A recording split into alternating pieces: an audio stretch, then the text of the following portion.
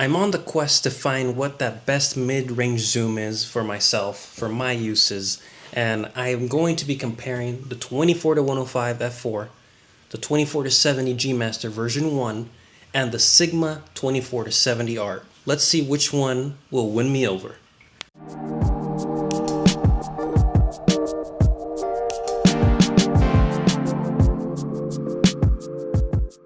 This is going to be a difficult decision. I've had the 24-105 for a few days already, and this is a lens that I totally skipped over from the beginning. Like, I did not ever think I was going to try this one out because most of us are taught f4s are no.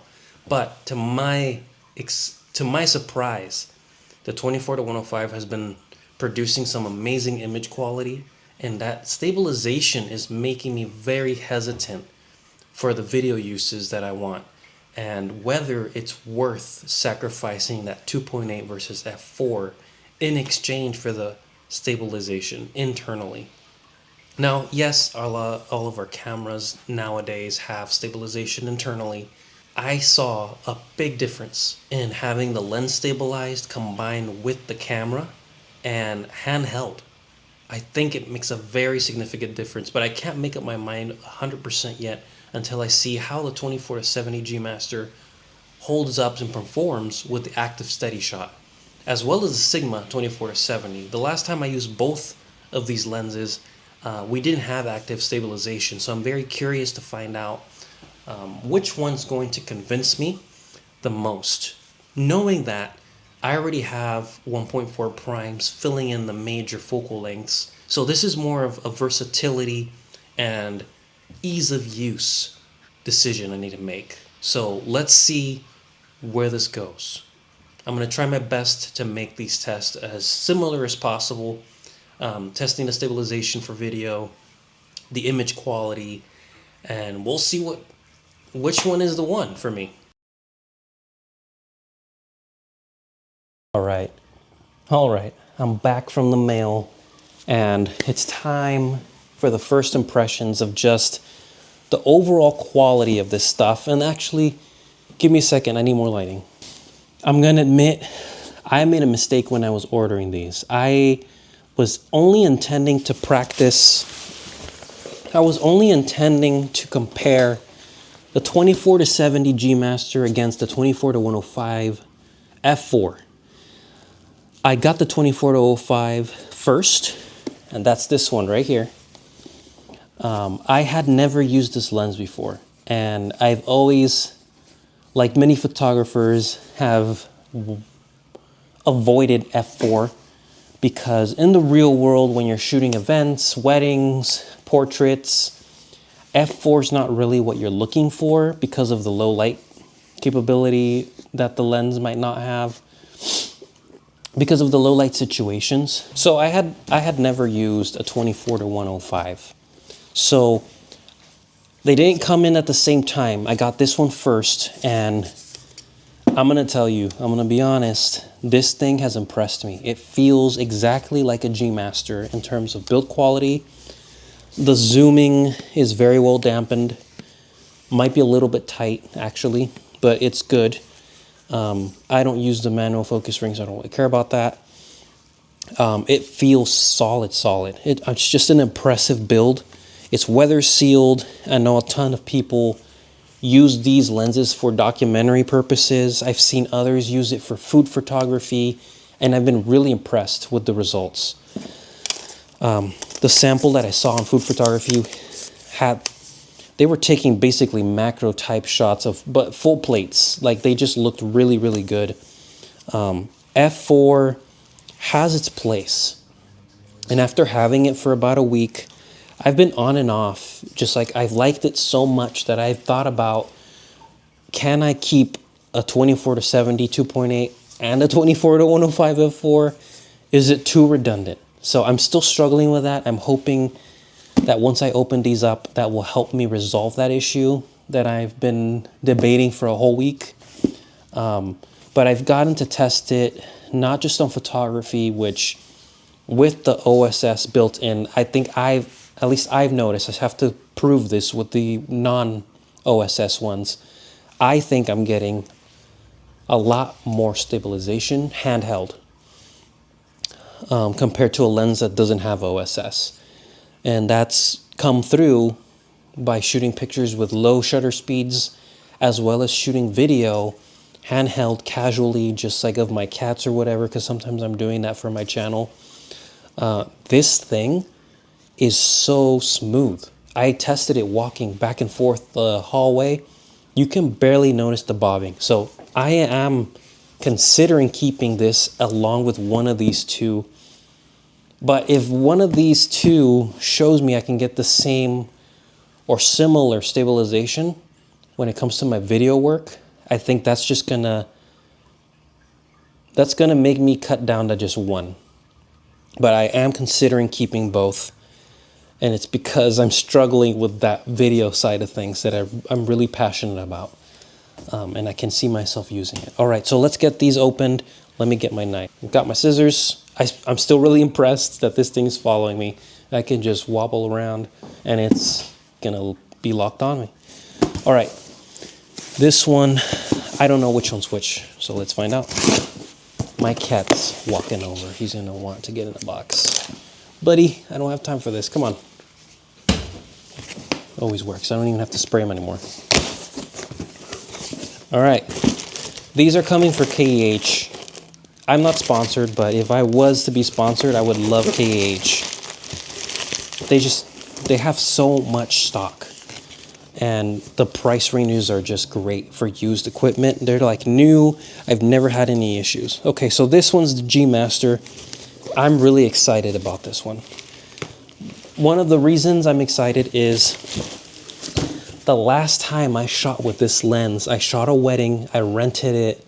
It was pouring that day, the whole day of the wedding. And I didn't have a 24-70 at that time. I only had a few primes. I was just starting, and renting this lens, I wanted to test out what does it feel like to have this solid piece of metal, which, wow, it's even cold. This is just a solid lens, and I haven't held this lens in maybe 5 or more years, and I'm just impressed with the quality. But like I said, these two,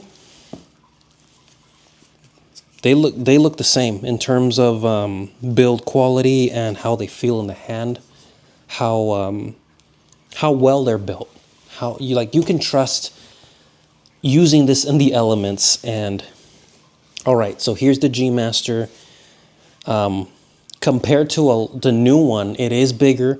Compared to the Sigma, I think it's slightly bigger and definitely bigger than the Tamron. I've had the Tamron 28-75 G1 and G2. I ended up getting rid of both.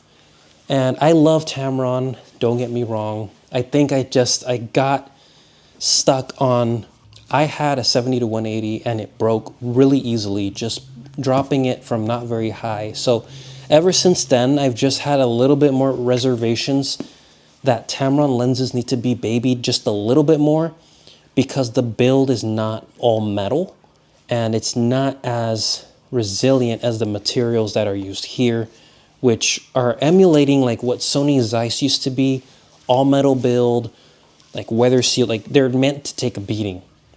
A Tamron, I would be very afraid, because I've broken one before without trying. I mean, it was an accident. I was not trying to break it. And it just disappointed me.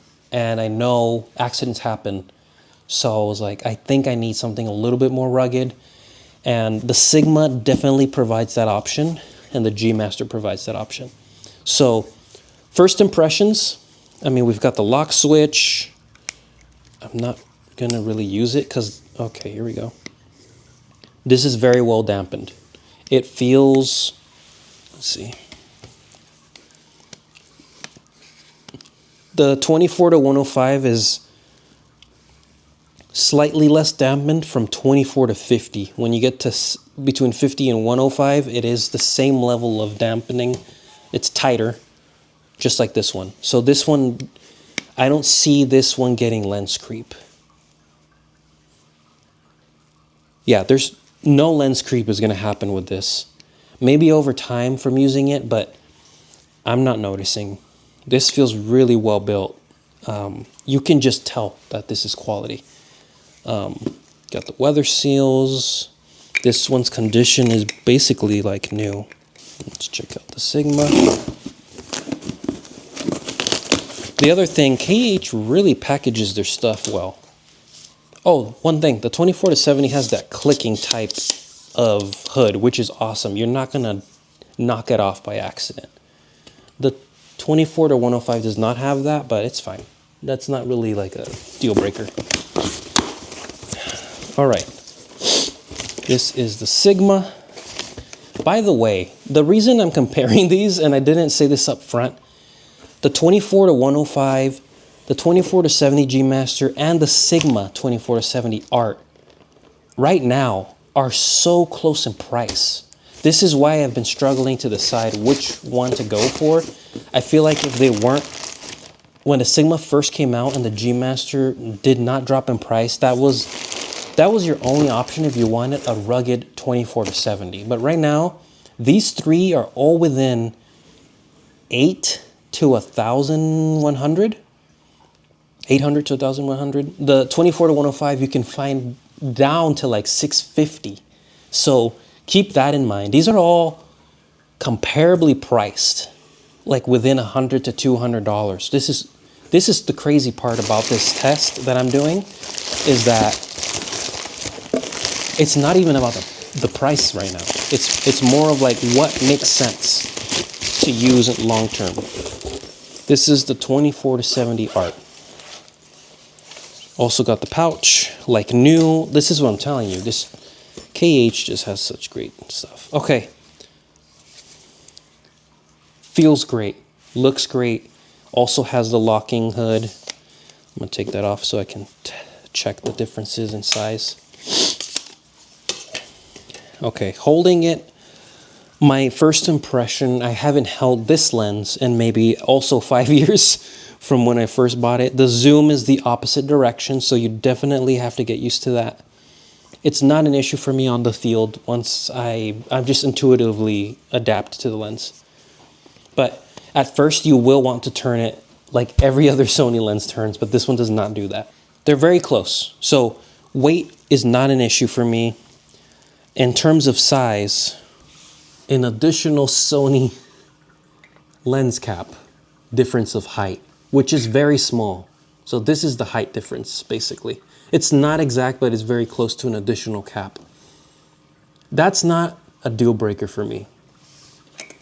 Let's see with the 24-105. I feel like we're in that same situation where the G Master is a cap higher than the Sigma, and the 24-105 is a cap lower than the Sigma. So they're kind of in a ladder, which is really interesting. In real world, I think these differences are pretty minor. If we're just comparing the Sonys, this might look a little bit more drastic. There's a lot of grooves on this lens. Now let's check them out zoomed out. They are much closer in size now. So fully zoomed out, which is gonna happen very often when you're shooting with these lenses, because you're gonna want the bokeh at these telephoto lengths. You're basically getting the same height. This one's slightly higher, but they're basically the same. In real world, I don't think that makes much of a difference. Now let's add the lens hoods. Same. The G Master has a slightly bigger pedal, but they're very much the same. So physically, if we're just comparing the physical dimensions, they're very close. The F4 is slightly smaller. It's definitely lighter. This is easier to look at and be like, okay, I'll throw it in my bag. I can see the G Master looking a little bit more cumbersome just because of the 2.8. So the next thing I think we're gonna have to test is just image quality and stabilization. That's what it's going to come down to for me. Is either one of these going to be as stable or less than the internal stabilized 24-105? So I'm going to do a more thorough test, but I'm going to do a quick first impression test to kind of see where this is going to go. With active stabilization on, I'm moving in, moving back, moving back. I'm going to do it one more time because I think I went a little sideways the first time. It's locked onto my subject. It feels rather smooth. Okay, now we're going to do it at 70. This is going to be harder for the lens due to the minimum focus. So, pulling in. And I'm trying to move as slow as possible, but I know I'm moving weird.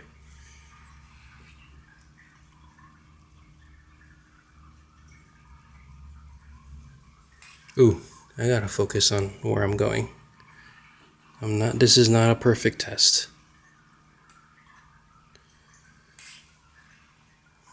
Okay. Alright.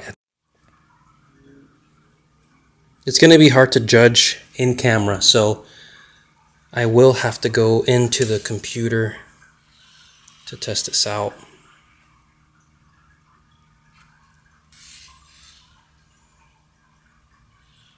Feels pretty stable.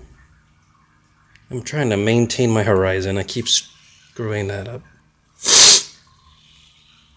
Alright, at 24, I think it is a little bit more stable than the Sigma. I'll have to go back to it, but now let's do 70.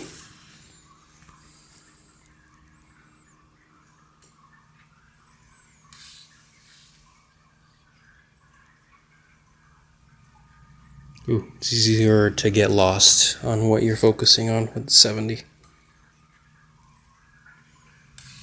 There's a little jumpiness because I'm not moving completely straight.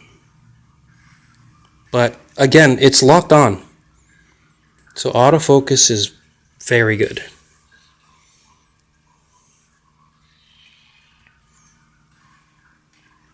Okay.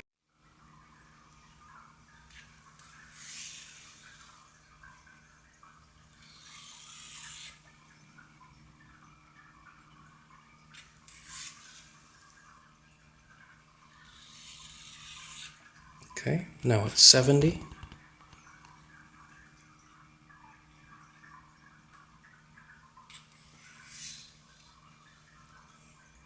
Very good autofocus performance on all three lenses.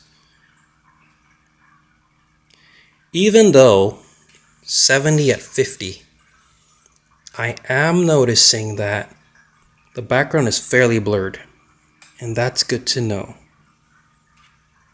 Because we're going to compare f2.8 versus f4. Alright, now at 105, this is where this one might stand out a little bit more.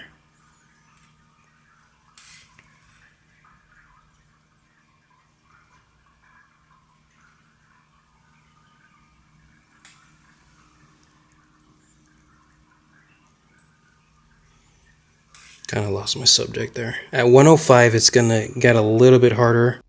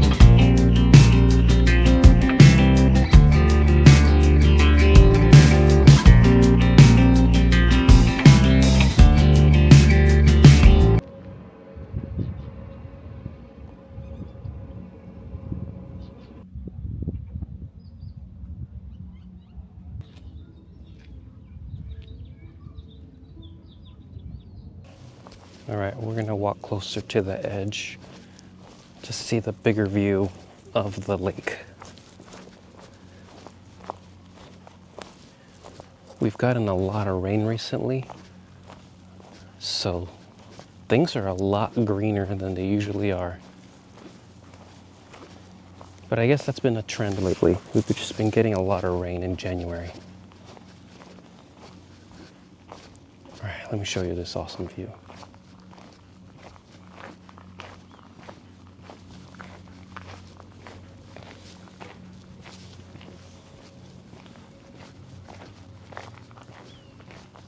It's just hard to beat an actual gimbal, and I get that.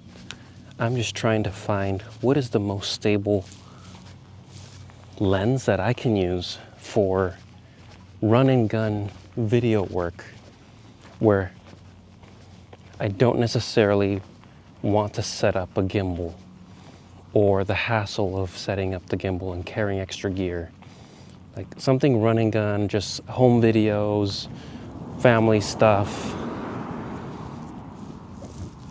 And if I'm doing a job where I'm doing mainly photos, but I do want to get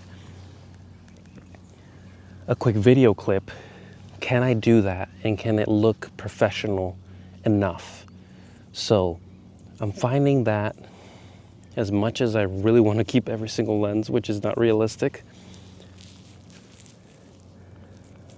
the active steady shot is really good, but it's only the best at the wide angle focal lengths of any lens when it's a zoom lens. And for example, a 24 or 35, I used it, I put the 51.2 on my A7R5 yesterday, and as long as I was not walking and it was just panning type of shots, the video is very smooth.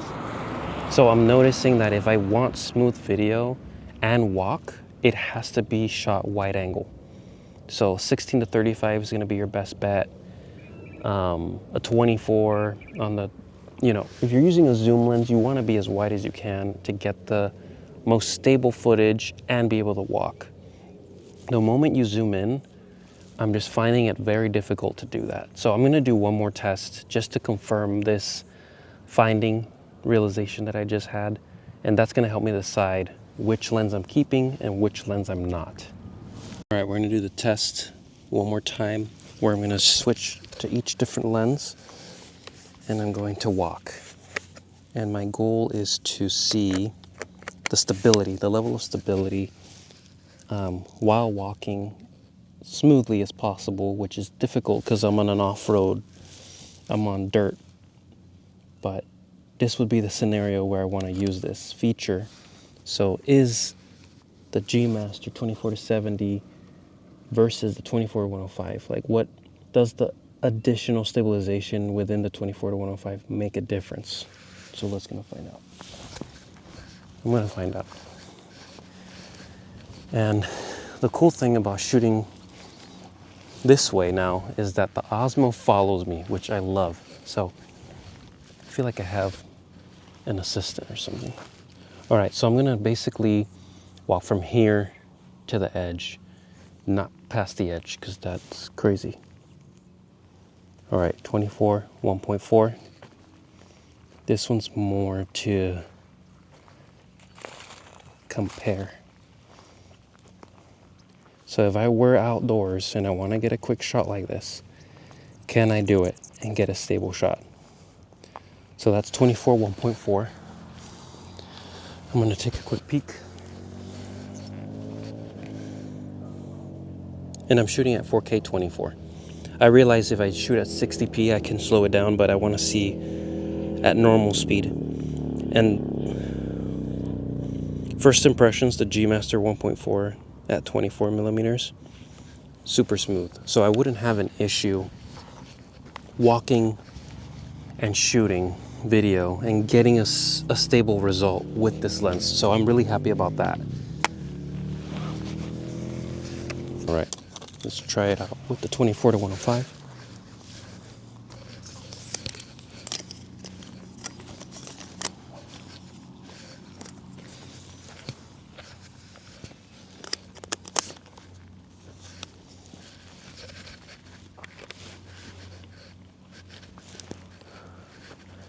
The difference with this lens is that I'm gonna do two tests, one at 24, and then I'll do one at 70, just so that it's comparable to the G Master.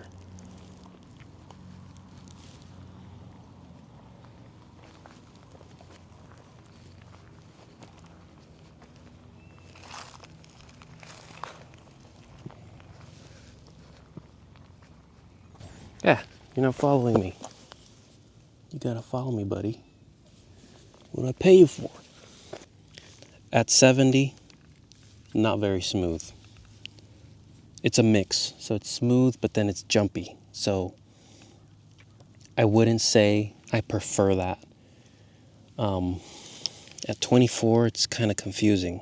I'm trying to focus on my steps. It looks smooth at 24. Let's check out the 1.4 again. It's slightly better. The 24-105 at 24, only little bit better than the G Master 24 at 1.4. It kind of makes, I don't know if the OSS makes sense then. I really was expecting to see it perform better. And I think it's just proving what I said earlier. Unless you're shooting panning shots or you're not moving from your position, then your shots are a lot smoother. But that applies to any lens with active stabilization because it's just that good now. So we're gonna finish this test with the G Master one more time. I'm gonna do the same thing, and I'm gonna compare the 24 and the 70. This is basically gonna help me decide if I'm gonna keep both or not. The 1.4 I do want to keep. I feel like it's a specialty lens and it's something that I can use in events and stuff like that. At 1.4, like it's hard to beat the look. At this point, the size difference is not too big for me. I don't really mind it. The G Master 24-70 is great. All right, let's do this. 24.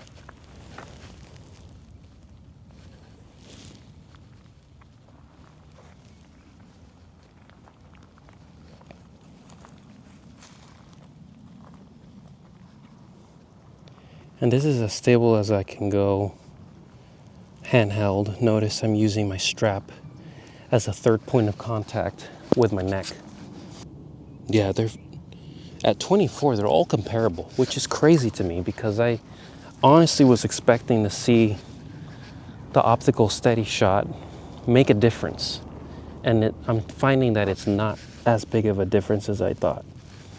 All right, at 70.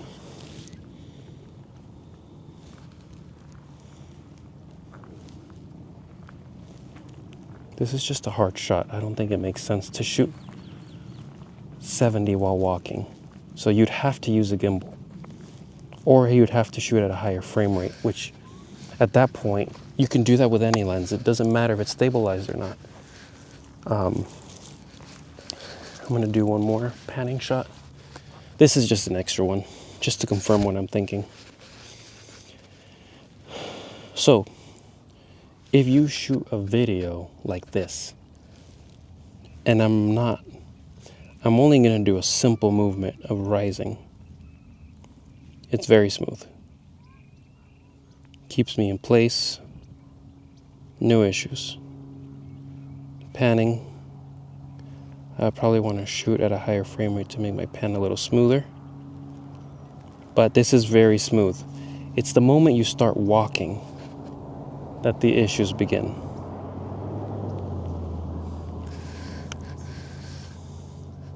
I think I've made my decision. Let's talk about it. So, I've shot with these lenses over the last couple days. I know I was comparing 3 at first and then I switched it up. I was comparing the 24-70 Sigma Art, the 24-70 G Master versus the 24-105 OSS F4. Now, why these three?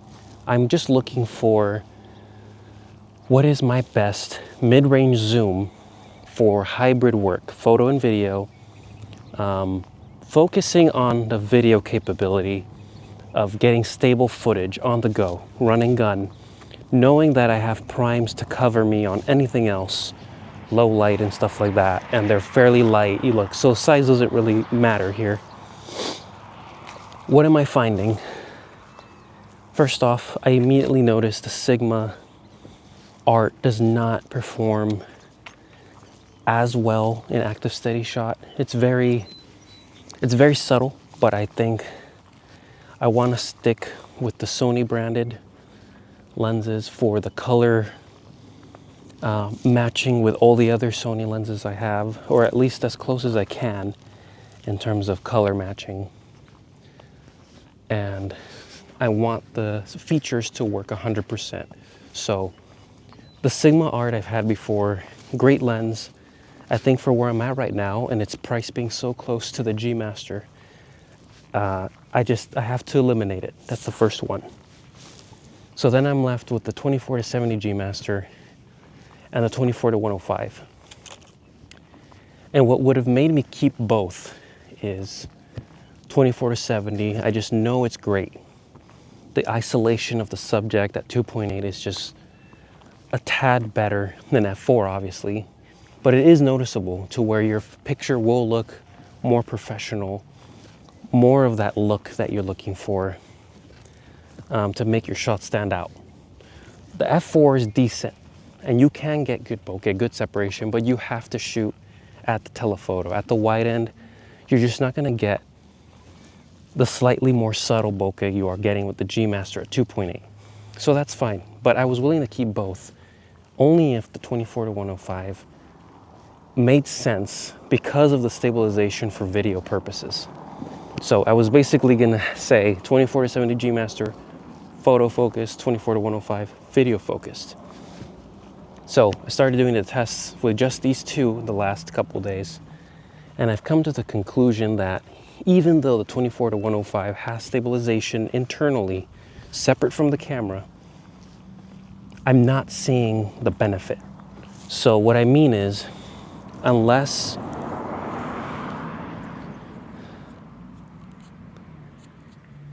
the reason I'm not seeing the benefit is because they're all shooting the same way. They're stabilizing the same at 24. And where it matters at the long end, it doesn't matter if I'm shooting at 70 or 105, stabilized or not, you can't walk and get good active stabilization regardless with either of these lenses. That's just what I'm finding at 24p, maybe at 60 and then taking a second here, taking a second there. But if you're just trying to get a walking shot, a close pan, you need to use a gimbal. That's just what it is. I'm finding that I'm not able to get a smooth enough shot keeping the subject in the center with either of these lenses, even with the one that has stabilization, which is disappointing. So what is my conclusion then? You can walk and shoot stable video, but you have to shoot at the widest end of both of these lenses, and that was also true with the G Master 1.4. So active stabilization is just better at wide focal lengths. And I was actually able to walk, so I feel comfortable saying that the 24-70 G Master is 90 to 95% exactly the same stabilized and the end result is the same or almost exactly the same as the 24-105 at 24. So both are getting me the same result at 24 when active stabilization is on, which makes the addition of OSS in the 24-105 negligible. So for that reason, my decision's easy. The G Master stays. The price is very similar to the 24-105 right now and the Sigma art. So it's an easy win for me.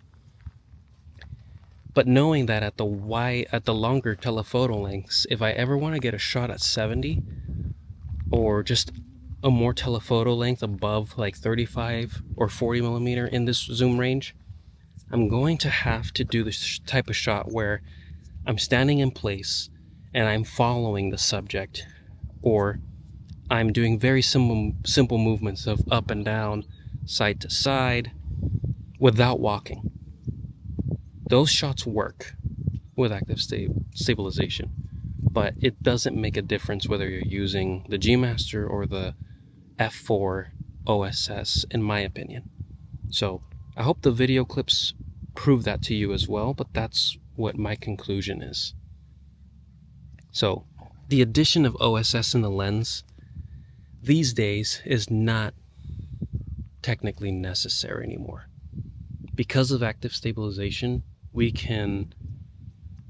That's probably exactly the reason why Sony has decided not to make lenses with stabilization anymore. Only where it matters, which is the 70-200. And that matters because you're at a very long focal length. So for photography purposes, 70-200s with optical steady shot makes a big difference. In the world of photo, it makes a big difference. But the moment you're talking video, it becomes very jerky. You would have to have it stabilized with a gimbal or some sort of other system, because it's very difficult to walk and not have that bobbing disorient you, and then you lose your center point at those telephoto focal lengths. So most of the video I think I'm shooting, and a lot of people shoot, is done at the wider end. So that's nice, because now I feel like I don't need to carry my gimbal everywhere when I want to do run and gun shots at wide angle. The gimbal will come out for the bigger focal lengths, like the 50s, 85, anything above that, where you want to get a steady shot of a compressed view, compressed perspective with those type of focal lengths. So that's my conclusion. Shipping 2 of these back, G Master stays, and it's a good time to get the G Master, in my opinion, because the prices have dropped significantly with the version 2 being out over or close to a year now.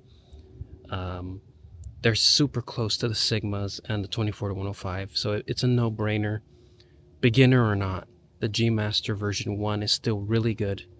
I'm very happy with the results. It's not going to blow you away like a 51.2, 35-1.4, or any of those prime lenses, but it gets the job done, and it will make your images stand out more than starting off with an F4, in my opinion, at any of the focal lengths.